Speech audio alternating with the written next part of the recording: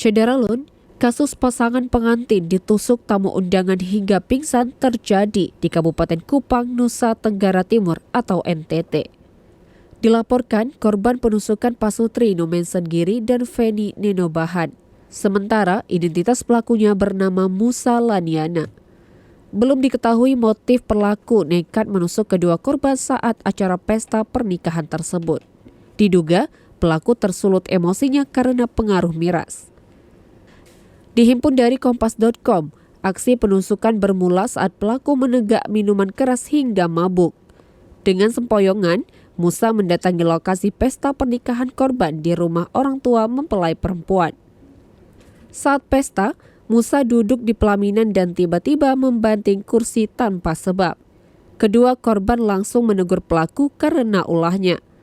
Musa yang tidak terima langsung menusuk Nomensen dan Feni dengan pisau yang ia bawa.